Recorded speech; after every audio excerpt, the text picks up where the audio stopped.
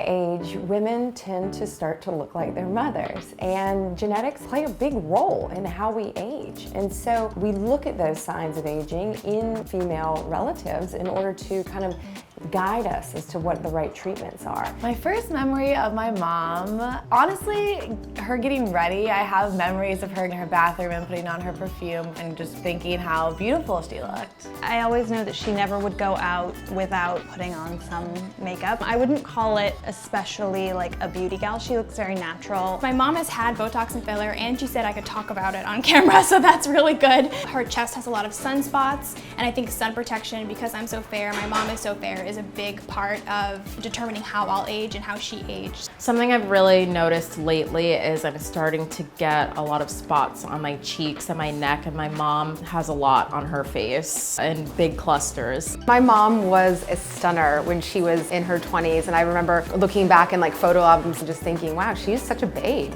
Given that I am 35, what should I be doing now so that when I'm 55 and 65, I'm not having to do a lot of things at once? So this is my mom. Okay. Her name is She's Beth beautiful. Rosenstein. She's a beautiful lady, and I can see so much of you in her with the eye shape, and you have great bone structure. All of these things are great blessings from Beth. She has a significant amount of what we call poikiloderma, or changes induced from chronic sun exposure. When we're fair, the skin is very thin and more prone to sun damage, and even if we're wearing sunblock and makeup, still incidental sun over time can make that crepey and wrinkly. So where we are with you right now, I would do a little bit of lasering and a little bit of Botox, actually. It's FDA approved for that area, for the crow's feet region, just to soften those wrinkles. If we correct the things right when we start to see the hint of a wrinkle, we'll never make the line. So this is my mom. She is 62. She is a nurse and works nights and has for over 30 years. So I think she's aged a little bit more than she would normally. Looks like the sweetest nurse. I want her to be my nurse if I'm ever in the hospital.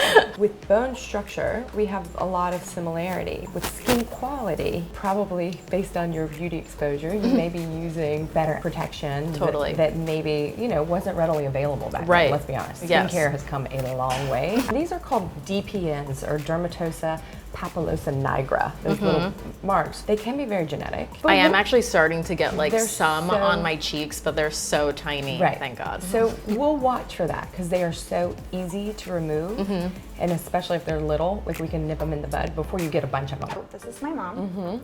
She looks great. I know where you get your hair. Most times as we age, almost all women lose this medial fat pad right here, and it will atrophy and give this redundancy to the nasolabial folds and a flattening through the mid-face. But she's got like beautiful apples of the cheeks, and so do you. The one thing is, y'all are smiley people, and I don't know if you noticed that the smile lines may be just a little bit more evident than some people. Now, we don't want a lineless face, but if I were going to do anything to you, just to enhance, I might just do a tiny bit of hyaluronic acid filler.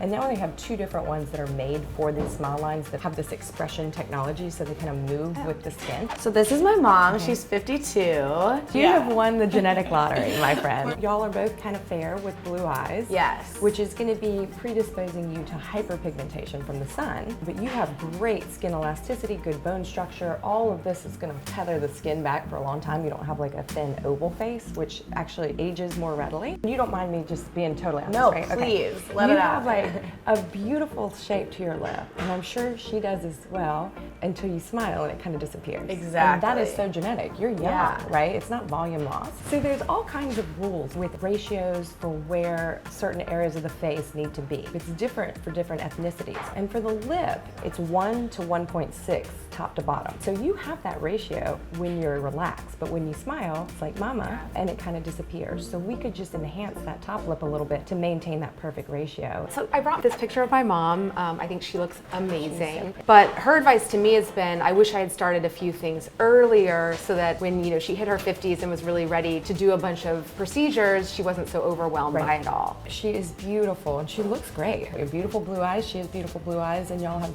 a fair skin tone, which is gorgeous. Often women tend to start to show is in the thinnest areas of skin. So around the eyes and the neck. That's our biggest complaint is the eyes. It's like our favorite part of our face, but also where we both we'll go into the mall and someone's like, hey, can I get you some eye skin cream? You're like, okay, I know.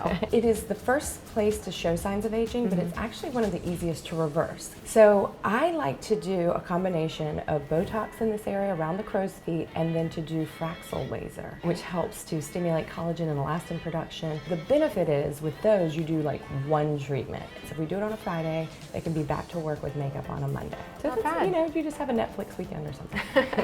There are all kinds of tricks that we can do to just look at the patient and look at their female relatives and kind of head things off at the pass, knowing that genetics are going to make them prone to some signs of aging more readily than others.